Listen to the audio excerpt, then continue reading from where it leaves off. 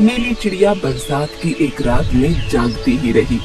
उसे अपने घोंसले और उससे ज्यादा बच्चों की चिंता सता रही थी।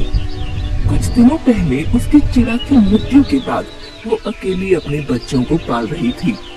उस पूरे दिन हवा के झोंकों से उसका घोंसला कई जगह से टूट गया था। इस वजह से उसका हौसला भी टूट गया था।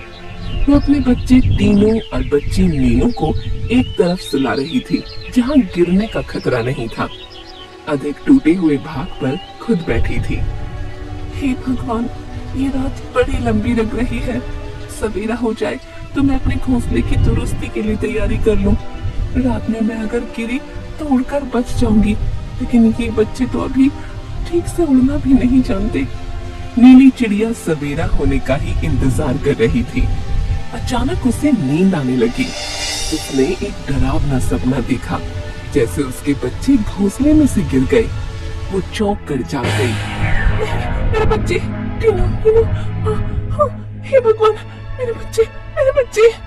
नीली चिड़िया ने दोनों बच्चों को स्पर्श किया तो उसे बड़ी राहत मिली। बुरे सपने से उसका दिल अब तक धक धक कर रहा था। धीरे धीरे वह सामान्य हुई। अकेली माँ अपने बच्चों के प्रति बहुत चिंतित रहती है। इसी बीच तेज हवा चलने लगी और नीली चिड़िया की चिंता और बढ़ गई। कुछ भी हो जाए, मेरे बच्चों पर आँच नहीं आने दूंगी। ये दोनों मेरे जिगर के टुकड़े हैं। मैं हर हाल में इनके सामने एक ढाल बनकर रहूंगी। सभी पंछी जाग गए। नीली चिड़िया ने अपने दोनों बच्चों को जगाया और कुछ खिलाया पिलाया। इसके बाद उन दोनों को बड़े प्यार से समझाया। मेरे बच्चों, हमारा घोंसला टूट गया है। आज मैं इसकी दुरुस्ती करूंगी। तुम दोनों इसी तरह मजबूती से पकड़ कर रहना। उस तरफ मत जाना, गड्ढा है, खतरा है। जब तिनका लेने जाऊंगी तब तुम्हें बहुत संभल कर रहना है। मम्मी, हम लोग घोंसले में इसी तरफ रहेंगे।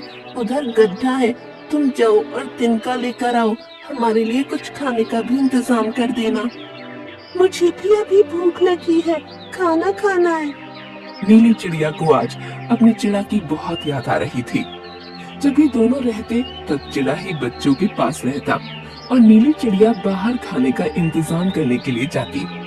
बच्चों की रखवाली के लिए एक का रहना आवश्यक था। अब मजबूरी थी।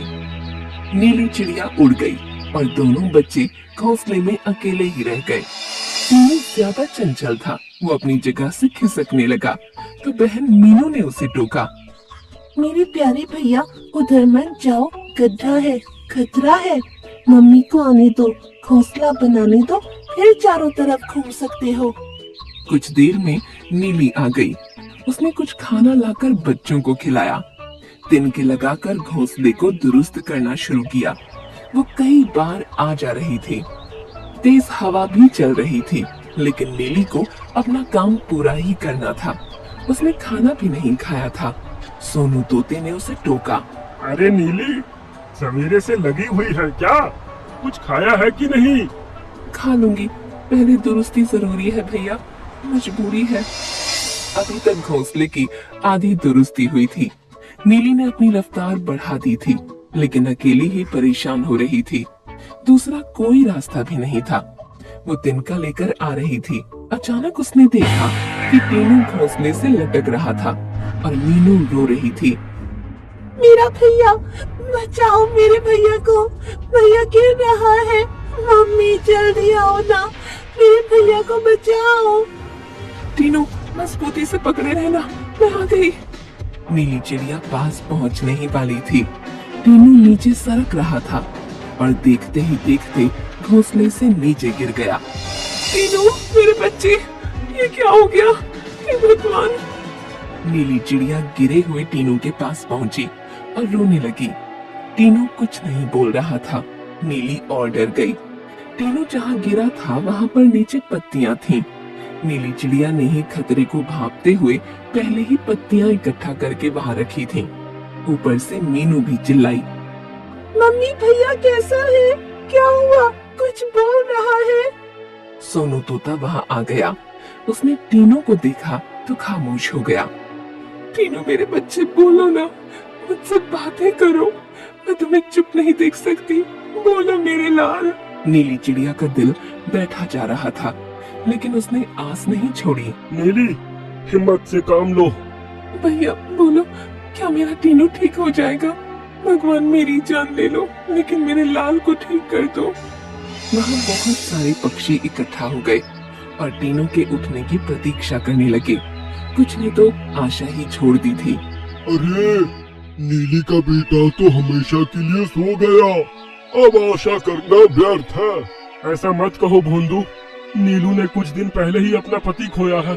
माँ है, बेटे का गम बर्दाश्त नहीं कर पाएगी। भगवान करे टीनू जल्द से जल्द ठीक हो जाए। नीली चिड़िया नीचे सर करके रो रही थी। अचानक उसके कानों में मम्मी शब्द सुनाई पड़ा। उसने टीनू को ध्यान से देखा तो उसकी आंख खुल गई थी। उसे होश आ गया था। मम्मी मुझे माफ कर दो, मैंने तुम्हारा कहना नहीं माना और गिर गया। टीनू मेरे बच्चे, तुम ठीक हो? बोलने लगे। मेरी दुनिया मुझे मिल गई। हे भगवान, तुमने मुझे मेरी दुनिया लौटा दी। मीनू बेटा, तेरा भैया बोल उठा है, अब ठीक हो गया है। वहाँ सभी पक्षियों के बीच में खुशी की लहर दौड़ गई। जब उन्हें पता चला कि टूटे हुए घोंसले के कारण ये हादसा हुआ था, तब सभी पक्षियों ने मिलकर तिनके जुटाने शुरू कर दिए और देखते ही देखते नीली पक्षी का घोंसला पूरी तरह से दुरुस्त हो गया। अब उस सुरक्षित घोंसले में नीली अपने दोनों प्यारे बच्चों के साथ सुख से रहने लगी।